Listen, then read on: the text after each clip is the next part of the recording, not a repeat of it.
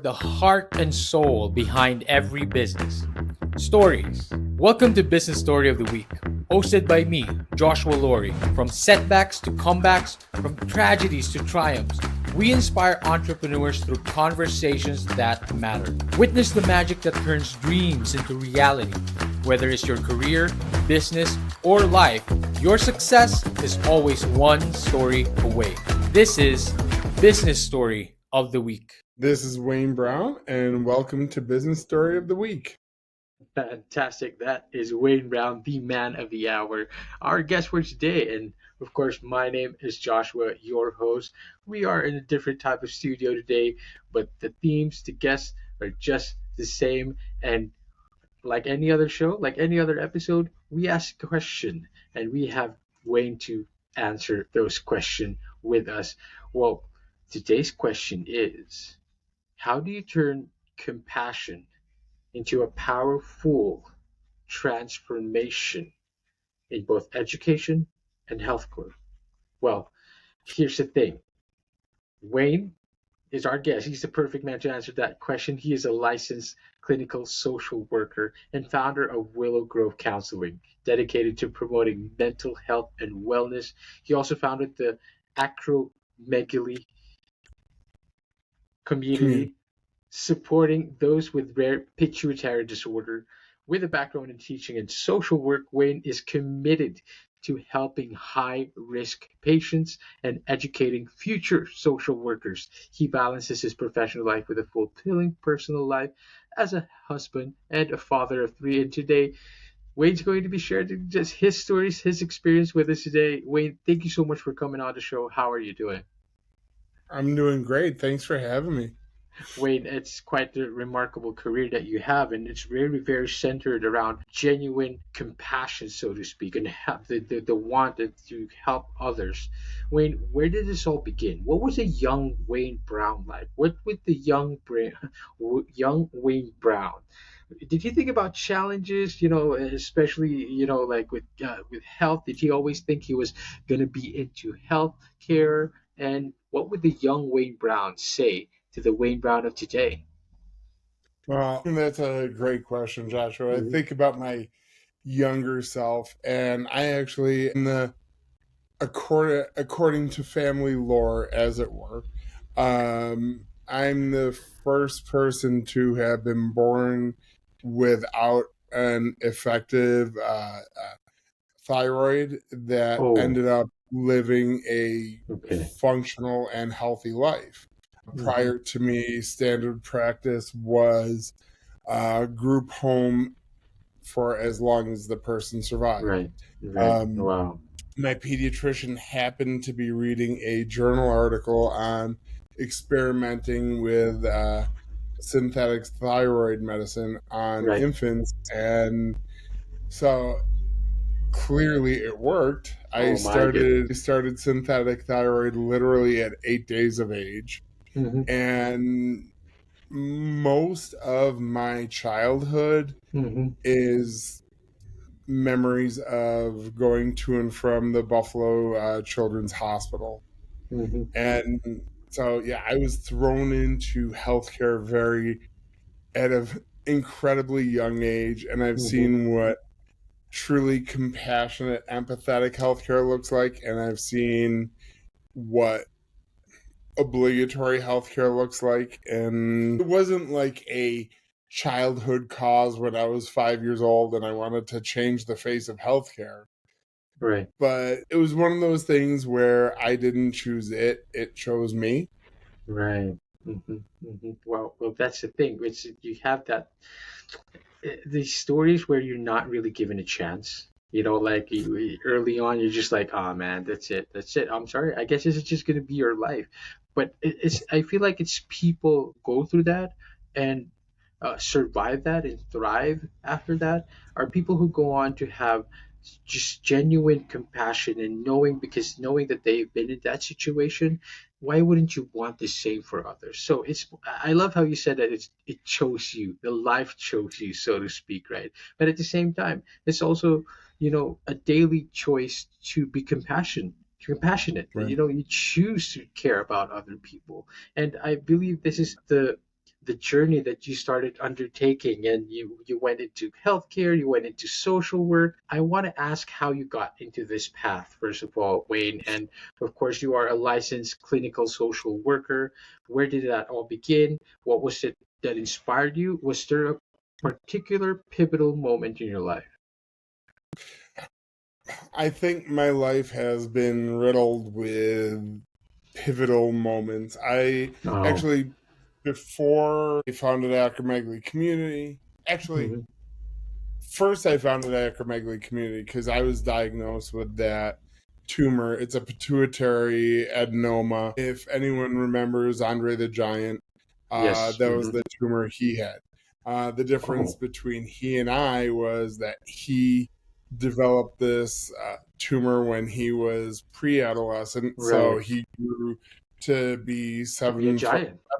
Yeah, and I developed the tumor in my mid 20s when my I bones had see. already fused. So I just grew out and grew all sorts of physical pain and whatnot. Mm. Oh, I'm so Um, sorry. no, it's everyone has their path. I When I went online to look for others with this diagnosis, Hmm. there was nothing except a ragged internet bulletin board that had a Oh. posting once every month or so. No. And because it's a pituitary disorder, there's a lot of really strong emotions involved with Of it. course. Wow. And at the time that I was diagnosed, there was there was just no support network. Hmm. There was no best practice as far as referring someone to Yes. mental health counseling. Hmm. Oh, So I man. got the diagnosis and was left and said, okay, good luck, figure it out. Oh, And wow. the only thing online was that average lifespan is 30 to 50 years of age, and Oh, my it's goodness. what killed Andre the Giant. So Hmm. needless to say, that wasn't very good for my mental health. Well, I mean, wow, that's quite the ride as well, the journey. Because first of all, back then the medical advancements aren't as what they are today, and of course there were the support as well and the awareness as well wasn't quite what it is now. Wayne, educate us a little bit here. You mentioned that because it's a pituitary gland, it involves emotions a lot. How does that work? Especially when it comes to the circuitry of our brain, is it how much does it affect emotions? When it comes to support to that or awareness to that, has it gotten better since? Well, that's why I founded Acromegaly Community, Hmm. because when I used to do public speaking events as to Acromegaly Community, one of the speeches, one of the programs that I had for my more newly diagnosed, middling diagnosed patients was, and obviously this was before the early 2020s, late 2010s, Hmm. was there one of the most valuable things that our organization offers is Me Too. Now, obviously, we can no longer use that because Me Too has come to mean something otherwise. Yes, yes, okay. That being said, it doesn't change the value. The Yes. meaning of that movement of Me Too was Hmm. that there's camaraderie and Yes, of mutual course. understanding. Bringing people to, when we had our first Acromegaly community event, Right. that was the first time that 80% of our people had met someone else with this diagnosis. Yes. If you have a cancer diagnosis, or if you have a rheumatoid arthritis diagnosis, or a million other different diagnoses, Yes. there are support groups falling out of the trees. Acromegaly is one of those that is considered a rare disease. Right. And so it's hard to find other Support. people who can relate. And That's it. because it's a hormonal disorder, it's a pituitary disorder, Hmm. Hmm. extreme anger, extreme sadness, Mm. uh, thoughts of suicidality, Wow. uh, irrational emotional swings are Very baseline. common. Wow. Wow. And if you have a doctor who can diagnose you but doesn't understand the behavioral health of it all, Hmm. they're not going to explain to you sufficiently. I remember my endocrinologist, when he explained all this to me, what the diagnosis was, and he explained to me pituitary and hormones and this and that, and I asked him, I'm like, you know, I find myself having a lot of disagreements with my family and friends lately where I feel like I'm constantly arguing with them. Does that have anything to do with the tumor, or is Right. that just a personal flaw? Hmm. And the doctor said, without missing a beat, well, I think that's a personal flaw. You need to Whoa. look at. And Oh no. fast forward 2 decades later, it's pretty much baseline knowledge that yes, it's going to Oh my cause. goodness. So Wow. the problem with medical though is they only know what they know.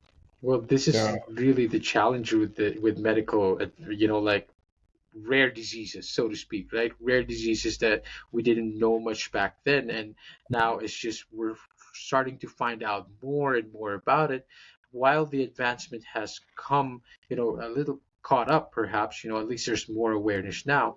I think the really difficult part, even today, sometimes, is that it's just a support group, right? People finding people to relate to, I think, does as much good as much as medication treatment and all that. But having that disadvantage in the lack of awareness in the medical side, and then also not having people to talk to, what it must drive people to such terrifying and horrifying lives. And I feel like you relate to this deeply, Wayne, and I feel like this is where you draw your compassion from and wanting to help others do the same.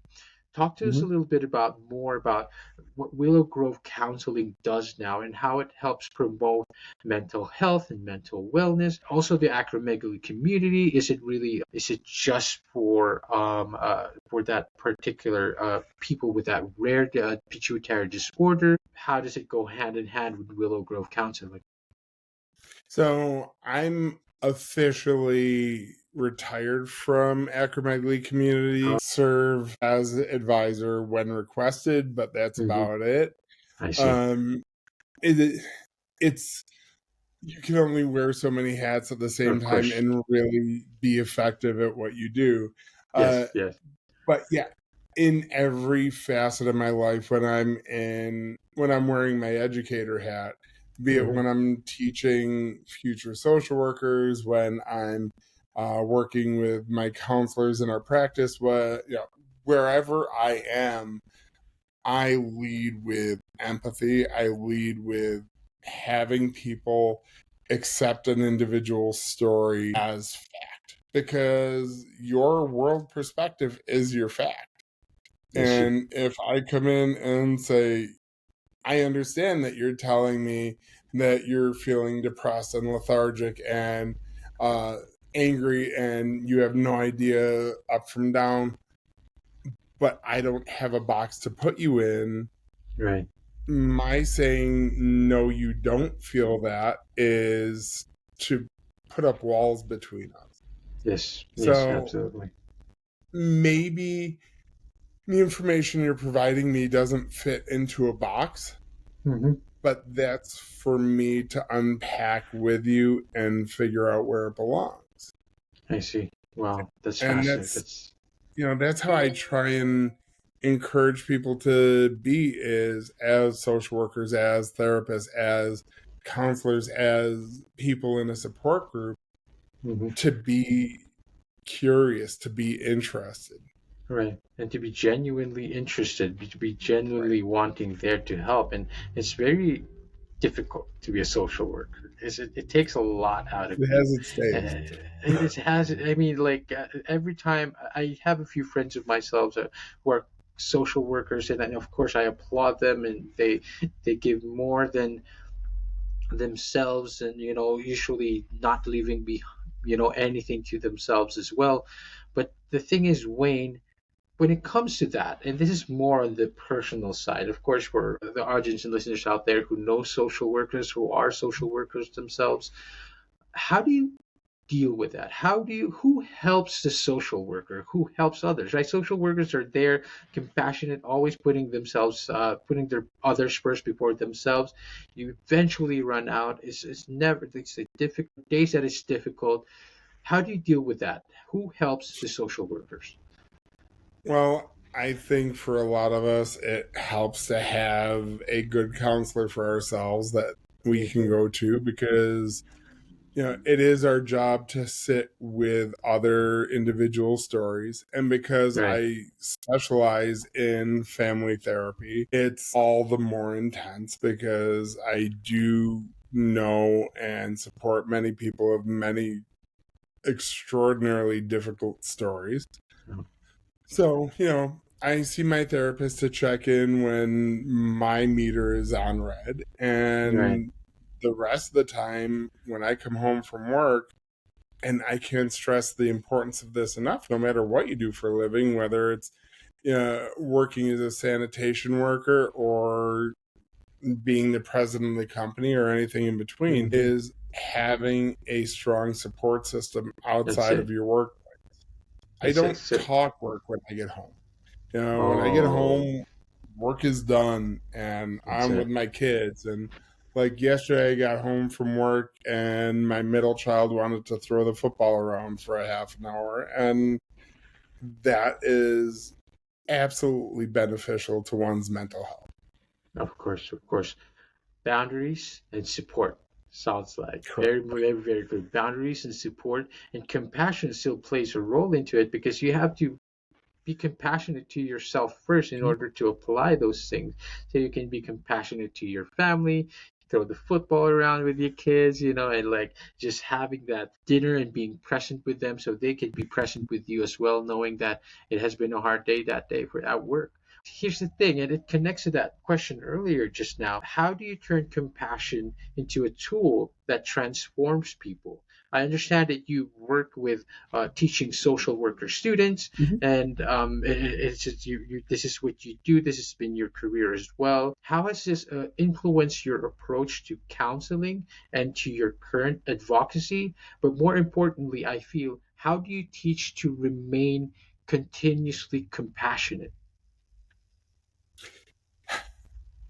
Teaching absolutely rejuvenates me. It Wow. excites me. I enjoy being at the front of the classroom. I enjoy bouncing difficult questions between me and my students. I like when they challenge me. I like when they ask me questions that I hadn't thought of yet, Hmm. because they have their internships and they'll come to me and say, "Hey, I'm in this internship and this scary thing is happening that doesn't align with what we've talked about. Right. Right. How do you make it make sense?" And that's exciting for me because I get to learn a new thing, or maybe I get to impart a new wisdom. But by all means, I'm still actively deep diving into journals and doing research and learning everything I can. I love to learn new things. If you face me with a challenge that I haven't faced before, we'll pick up the mantle and run with it. That's it. That's it. I mean, you have been facing challenges all your life and you pulled through, and here you are with us today. I mean, what's a journal? What's a research? I love it anyway. I mean, I dealt with a lot more than a lot more difficult things than this, and I love that you remain not just compassionate but passionate about what you do, and I think that's very important when it comes to social work. Of course, the website is Willow Grove Counseling .net, and this is where you can find the therapies and the counseling and the services that Wayne and his team offers. Wayne, what else is it that you do? What else would you love our audience and listeners to know today about Willow Grove Counseling? Willow Grove Counseling is located in New York State. We primarily have the ability to work with people who do live in New York State. And I understand that might be limiting for your clientele, but I do make the offer that for individuals who do live outside New York State and are looking Mhm. for like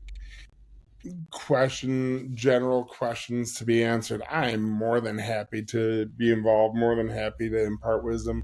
There are blog articles there as well, dealing with grief and loss, with uh dealing with managing interpersonal family issues, Mhm. that kind of stuff. And if one of your listeners is curious about like a family issue, or I do a lot with substance use as well, something they wanted to draw attention on that, I'm more than happy to write the piece if someone comes to me and says, "Hey Wayne, can you address this?" And I'll dig into it because Fascinating. as I explained to a client the other day, it is extraordinarily difficult to shock a social worker. The more gray hairs we have, the more stories we have. And Well, I got gray hairs. I wasn't gonna say anything, Wade, but you pointed it out right there. I mean, the stories you must have had, and I feel like these stories build you up as well, and I think it makes you more resilient. As a social worker, you really truly need that. But Wayne, of course, we'd love to. I love that you allow people to approach you anytime and ask any question if there's anything to ask for support, because again, the goal here is to give more support to other people and those who are looking for that support group where they may not find it. And those who've struggled with finding that support group know that pain and know that how difficult it is. Wayne, if we were to reach out to you, where else can we find you, or any socials? We'd love to connect. Well, we do have the traditional socials. We have facebook.com /willowgrovecounseling.net. Yes. And then we have instagram.com /willow grove counseling. Right. And then I'm not too much on the social media formerly known as Twitter anymore. Right. Fair enough. And you can't even decide, is it going to be X or is it going to be Twitter? Make up your mind, right? I'm choosing to not participate. I am unstoppable, but that's a personal account. All right. Well, okay. Well, to all our audience and listeners out there, go check out willowgrovecounseling.net. You can go find them on the socials as well. If you are looking for a support group, you know someone who is struggling looking for support group, especially if you are in New York State, and of course you just want to connect with Wayne. Wayne, you've offered to just reach out, and our audience and listeners out there, thank you. We also have not to compete with Business Story of the Week, but we have a battery of other podcasts that I have participated in, and on the podcast page, all the different shows content is in the description. So like I have an episode with one podcast on lethality in adolescence. I have podcasts on gender affirming care. I have podcasts on New Year's resolutions. Wow. It's very rich and a lot of information out there and support. And again, like this is out of the goodness of the heart of Wayne, but also like just sharing stories it's just fun. That's why we love doing these podcasts and these episodes. Wayne, thank you so much for coming on the show. Thank you so much for giving us your insight and your wisdom and stories. We love stories on here. It's literally the second name of the show. Thanks for having me. This has been great. Fantastic. Wayne, thank you so much. And to all our audience and listeners out there, thank you for watching the episode. I hope you guys enjoyed this. Go check out Wayne. Go check out Willow Grove Counseling Net. And once again, thank you for watching the episode. We will see you on the next one. Bye-bye. All right, so here's the thing. We try to get a little bit better every day, but we can't do it without you. So if you like the video, make sure to like and subscribe below. And if you have any comments, just leave them in the space under.